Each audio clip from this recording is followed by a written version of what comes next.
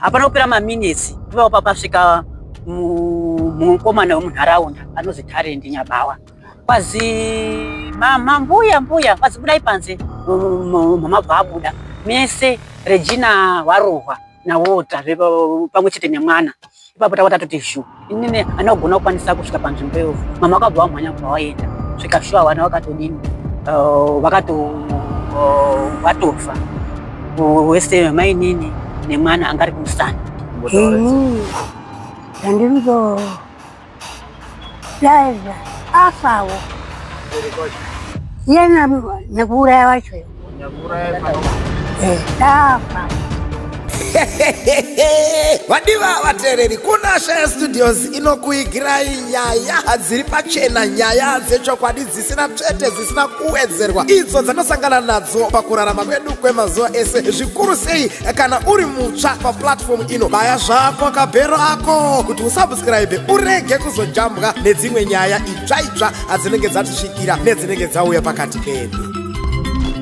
Muri yeZimbabwe ndinokukwasai nemufaro tiri pano Kuna She TV yenyu inokunzirai zvakavanzika munzvimbo dzakawanda dzamusingakwanise kusvika imi isusu tinosvika. Asi ndiri pano kuGwarore pamusha pavo ndikutera nyaya yemukomana akauraya chimhandara chava nemakore 17 ainzi Regina Chibati. Anga akazviberekera mwana kumusana anonzi Walter Nyagano. Kamwana aka kaive ne5 years. Akasvika akawaponda nemupini kusvikira vashaika. Chichi chakanatsokuitika kuti vazosvika pakuponderwa mwana wavo mwanasikana nemukomana uyu. Namoleni Chibati. Ndiye baba. Ndiyo Sam. Inini ndandiri kubasa kusahumani uko. Ndakabva ndauya ndiri munzira. Vandazwa mhere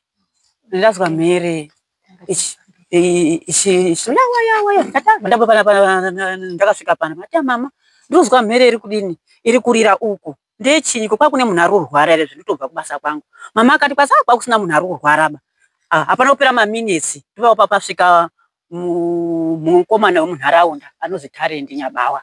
Kwazi mama mbuya kwazi budai panze mama bvabuda mese Regina warohwa nawota pamwe chete nemwana. Ipapo tawatati shu inini anogona kukwanisa kusvika panzvimbo iyo. Mama akabva wamhanya bvawaenda svika shuwa wana wakatodini watofa wese mainini nemwana angari kumusana. Saka zvinhu zvotaurwa zvakazi uya akabva kumba kwake akandobata chimuti, uya achibva kwaibvawo akatotaura nemwana kumusana vatorohwa nechimuti chiya. Saka mwana kwazi akambosara ari paruti, mwana bvaramba akatarisa ndopakaurira kuzorohwa futi mwana vagwira pasi vatofa ipapo pasipoti ipapapo. Saka zvadaro mwana akambodza kuda kumhanya kuda kuendawo kuda pamusha wepasadhodare nhwaya wakabva watizira mudzimba. Hapana akabuda kuya kuzonunudza izvozvo. Wakandomhanya kubva wandokotsana mudzimba dzavo. Uyu nyakunera vadzokera kumba kwavo. Zvadaro nyaya yatorwa yakabva enda kupi kupolisi. Zvayataurwa semataurwa yakandoitwawo. Kubva ipapo mwana bvaandiswa postmortem. Hapana akaziva kuti hapana nenyaya ba. Hapana kuti takambotukana, hapana kuti mwana akambodanana naye, hapana. Zvadaro izvozvo nyaya yaenda kupi kwakuru wezvimhosva ikoko kwacho. Yakabva yatongwa. Nye pasina kundifadza babva nanhasika pamakore akatarwa akazi 9 years. Uyu 9 years. Vakaguma zvakadaro. Saka wakazouya akabisira vawandotsvaga maraini muno kuti kwazi munofanira kutora nyaya iyi kuti chinyi yapera. Vawandonhonga kwaChibatewo vawasaina nyaya kuti yapera. Ndipo takagara pepa ari uyere kubva kupi kubva kwakuti tisaine. Basa zvakatopera kune munhu akatosaina wekwani kwaChibate nevanhu vepaRuda. Wakazoenda kosainisa munhu wekusaidi sesware dzinonyaya tisu isusu tisina kudini tisina tinoona kugutsikana nenyaya ba tandogarawo vatazi kwasabhuku vatenda kwasabhuku basi nyaya inofana kuenda kupi kwasamanga kwacho nesoko nanhasi akona. Saka takandogara tagarawo daro ndiwaridze wananya kushaisha totora varotogara tena mwana ndawo uri muprofiti kupi ikoko mwana dakatogara autonitengera grocery tadaro takabva tazogara tagara wakaita ufanika vanhu vakabudirwa zviya zvekuti tonyepera kuti uyai kune wananyu wabudirwa wataenda kwaSabhuku kusvika chabudirwa munhu hapana.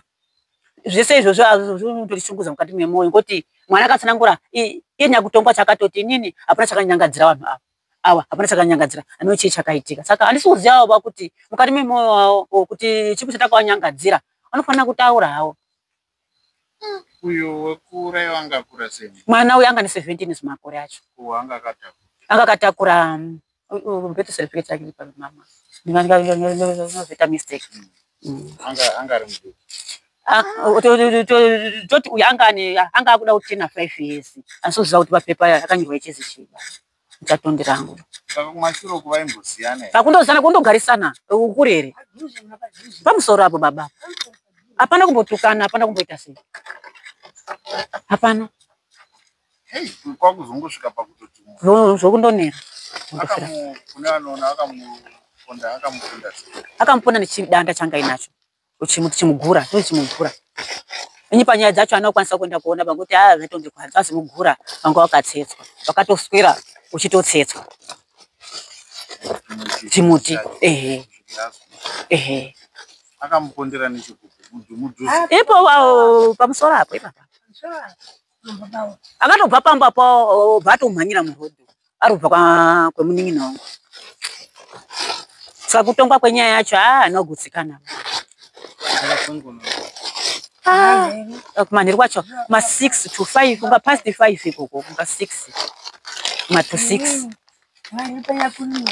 Janga ari mwana munhu akaita sei? Aichimhandara. Achimhandara. Tasika tsvaki zvakawanda.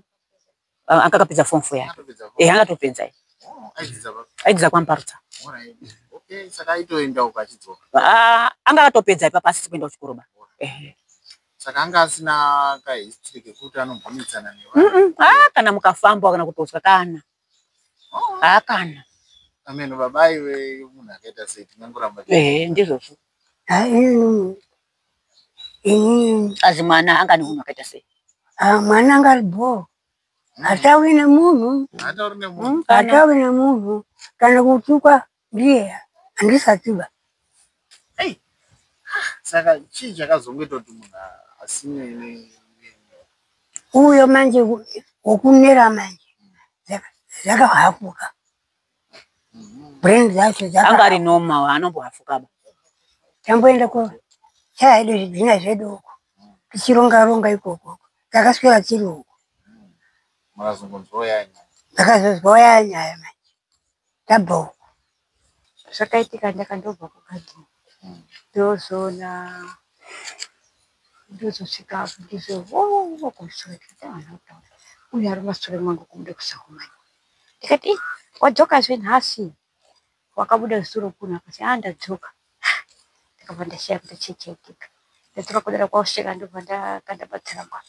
Muroora zukuru muroora wake uyana muroora wake muroora zukuru. Wanga wakaswera vari kurukana apo naiyeyo yakura wani zvari kurukana. Akazi tizona taredi manhero gogora ndiri kusvika mwana kwanyaba ubamanya kiki vadaidza muroora zukuru wangu. Akazi uya pani uya kuseni. Ndikati hana yangu kubva ndichiita daidza uku kuri kuti uyu waidaidzwa kati uyai pani vadaidza kuseni. Akazi muri kuziva here zvaitika uko makabata hana ndikutaurira iwe gogo musamutaurire wana Regina namwana wake waura kurongi namwana wake ndikaurika wauraho here ndakandobuda wara kwakumhanya svika wana wangu uyu akarara mwana akararawo uyu ndiko kuzodzwa kuti wana wakusisina waundotetenheka kundomhanya ari kundochemawo achazivi zvokuita kubva atobatwa namai madzimai nyamutundu vamubata. Akazi hama yangu yafa aachazina zvokuita. Ine ndakashinga kumhanya kusvika wana wangu uyu akarara gacho uyu akarara gacho wana wangu apera kufa. Waya usabatema usadini polisi kupraisi uyo mbata kurana wautenda wakuya wausara pano ndobva ndadini Wakwenda kochorera ropa racho, chorera ropa ria, chorera ropa ria, wakwenda ropa kosungira kwakushinga kwakwenda ropa kwautogara. Achaenda wakwenda kuoneka mumamirira zvakaita svikira auye wakuigwa kwadikoredwa chikupozo warundosha kugara panzvunzvudzi wabuda wandotarisa svikira wangu waigwa hapana chandakataura waigwa kudaro. Ndakazoenda kwaSamanga kwakwenda kwaSamanga Samanga akati iwewe endai mogara hapana chama usati vangoda mari yakuripwa. Ndikati mari yacho ngoida kuuraya mwana wangu wakuda kuripirwa mari ndanyarara. Asi endai mogara pamumba penyu nhasi svikira amutauri ndimwe mari iyena paanozobuda ndiye achataura zvakaitwa. Oraiti vakapana kwakutogara ndo maperera asvika kuzoenda kupolisi vakatazodaidzwa kuti endai kupika munhu wenyu akuda kuenda kopika. Vakadaidzwa svika kwautaura apo anga wakadana naye ere kwete chipo chaakakuita ere kwete. Ndichibvunzwawo makambotukana ere kwete makambokuretana mari kwete. Kubvunza vabereki vacho makambokana ere kwete. Iwowo pana chaakaita ere mwana akakudyira ere kana kuti mari yako kana chini. Handizivi nazvo chaka mupenyu akwenda kopika isoso kwakutouya kwakutogara panosvike nanhasi kwautemerwa makore ake akatemerwa. Ini ndakanyunyuta kuti makore 1 makore 7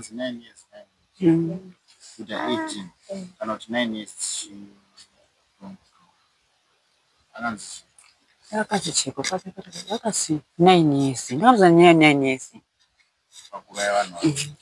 kuuraya vanhu vairi. Indobva ndazoti ndiko kusozwa kuti mapepa akasainwa akati kati akasaina isoso ndisikazvizivi mai wacho ini ndikushungurudzika handisina kuzonzwisisa makore acho inini akadini akataurwa handisi kunzwisisa ndizvo takatosaina autogara ndopatavuda baba maswaire kuti mwana wakasainwa makore kuti zvakapera pachina nyaya akatosainwa mwana wamumba. Mama ndimbobvunza mama kumashure kumavakidzano maimboita maproblems akaitwa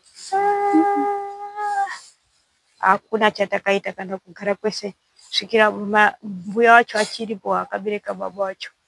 Mbuya wacho chaiko akabereka baba wake mwana taigara zvakanaka kumusana kudini hatizi kumbokana hapana zuva ratakakana hapana zuva ratakatokana kukumbirana zviro taitokumbirana. Saka vemunharaunda since pakaitika kukundwa kwevanhu vakazvitorawo sei vakakukomberedza? Hapana vamwe vanotozvifarira kuti vakurudzira kutoti hapana zvamunomboitwa ba. Hapana hama dzingotokurudzira akandoonawo kuti madofu vakafa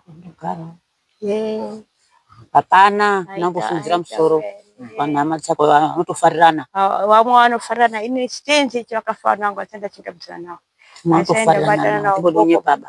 saka vakafamba sei atenda chingamvisana hama dzese dzamusha munhu havanochingamvisana kufarirana. Ini chipo chakafa vanangu kana kuchingamvisana kana tikandiona pfupfu kusangana patsime pfupfu hatichingamvisani navo. nanhasi anotadza kuziva kuti zvakambofamba sei hatimborarama ba kurarama kwacho senge wandu wakutonesa kuchengetedza kwacho pandakatorima hapana kurarama kwacho ndakasikarima kuda kuti ndirime so ndikafunga kuti chii chakaitika ndekuchitadza handisi kunyangadzirawo handina chikwereti chandakakweretawo mari yawo mwana uyu achitengesera huni inini ndototi inini ndairarama ndosenza mudzimba dzangu ndiyo ndaisira wana wangu ndakatochengeta wana wangu andakabereka ini ndiyo ndaitosira ndiri kubasa plus ndaitotengesa huni ndiyo aitochengeta wabereka kubva ipapa ndakatovasikira. Mutombo wakapuwa uyu akaponda mwana uyu pamuri hazvina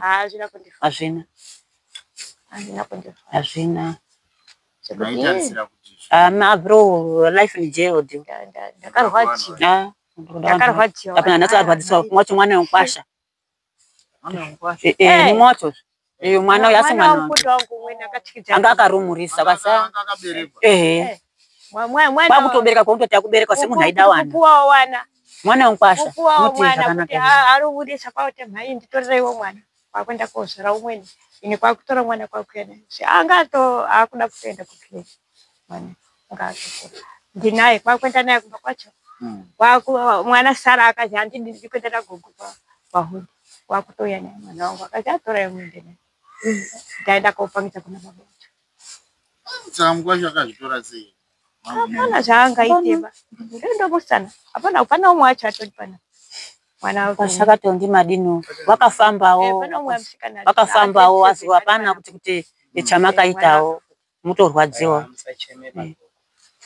Musacheme. Asi mimi pakazoya waso pai wakaura pane zvakakubatsira. Hapana kana wani.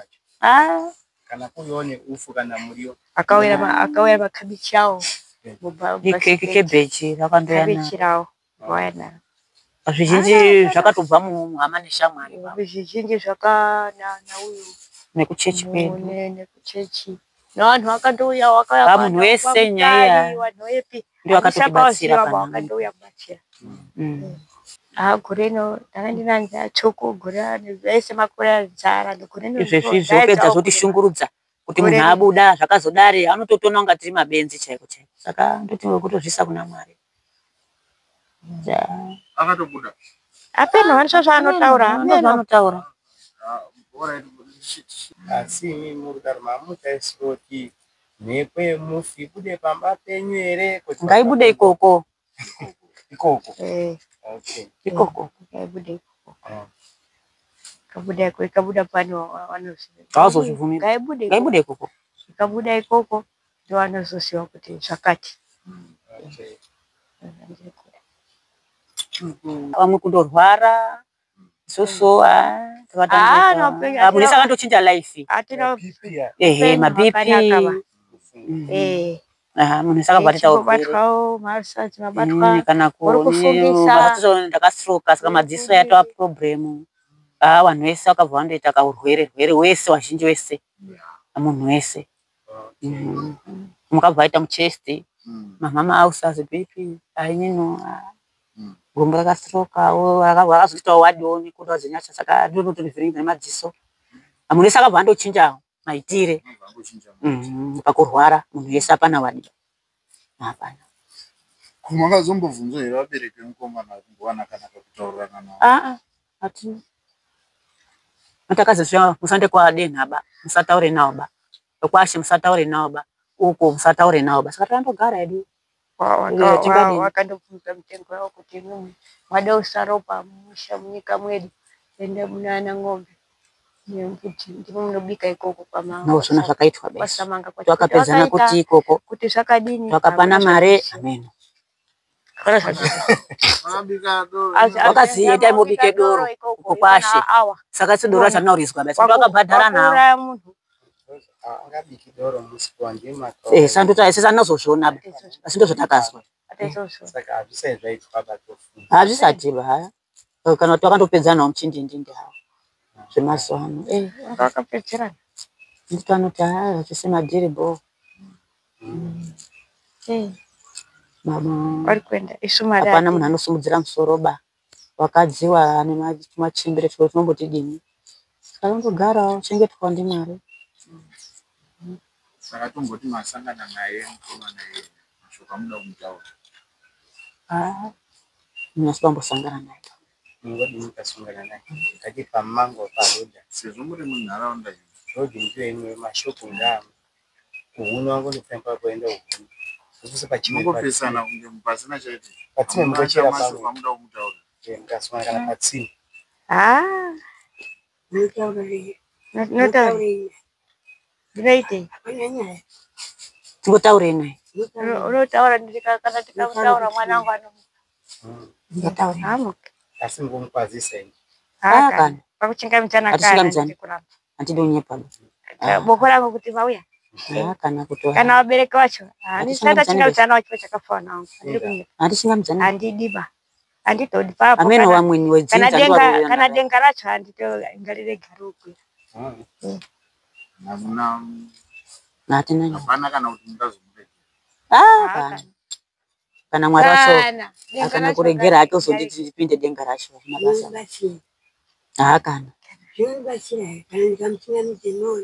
hapana anina kana denga racho ngariregera tidenga ririyo ngariregera ngatimbochomba kwacho kaita dambudziko akana atitoenderani ba rakatomboitika andeni dambudziko renyi kana ukafiwa akana zvatiperipera ipa andeni muri zvondirwadza zvishoma here undoti chekuita una vakapfeka madresi adai ndakaiswa murume ndakaiswa munhu wemukadzi basi hatuna basa tese asi zvipi vanhu vakaita vakatondivharirawo wakatovharira muswe paripo pacho andakazouya ivo vakauya iwo aridzo mwana wana kuya vamwe wangu wana kuya inini nyaya yangu chimichandambotsawa nyaya yangu hana anombonijekera kutonga kwayakaitwa haina maida kuti iye upenyu haya zvienzane ikoko life nje wangu wakauya andi ndakafichirawo saka ngafichira saka imama hamuna kutombonzwa kuti sei reason yakazopirwa nenyezi handisi hati hapana hatizivi amuziro ndikatokubvunzai nhasi kana munhu akakubvunza hamutombozivi hatizivi hatizivi kuti chii chakafamba sei takabhadharawo sizvo mari dzawo ne sisu tiri varombo takandozwa kuti munhu enyaya kuenda koopika pepa kusainiwa kwaro takazoita zviya zvekutozwa kuti hatina kurona rakasvikira vamwe vanhu vamwe vanofarana navo vatambira pepa rebva varisaina wemusha munhu vasure panobo vakutofaranawo nanhasi vakatororana vakadzi saka anyanhu vazinondijekera zvazvekutobvunza kuti pepa ndopakazoti ndakapiwa pepa rarakazisaina kuti nyaya inyapera zvezvo ndi mwana wa baba awa munin'ina bawari mwana wemunin'ina wenyumba utoti seku baba wacho seku wacho family tototi family mbuya wewe munin'ina baba wao wana baba mbuya wewe okay ndi baba wakasena pepa remwana wahangadzi yakahangadzi mukorora asiri wedu chaiwo mwana wenyu mwana wao mwana wenyu wakasaina pepa kuti nyaya ingaipera asasiri mwana wenyu kubereka ari mwana amba hana kuya kuzotaura apa takazoita zviya zvekutozwa futi kuna kuti ndasangane zvakati hapana saka zvinoitika taura zvandirido laiza afawo bereka wacho yena nekuuraya wachoyo dafawo ngekuti handina geni ndikudzokera mashure ndine geni naye ndichadiri kwari dangari mimi maita sei maika basi unotenda baba maita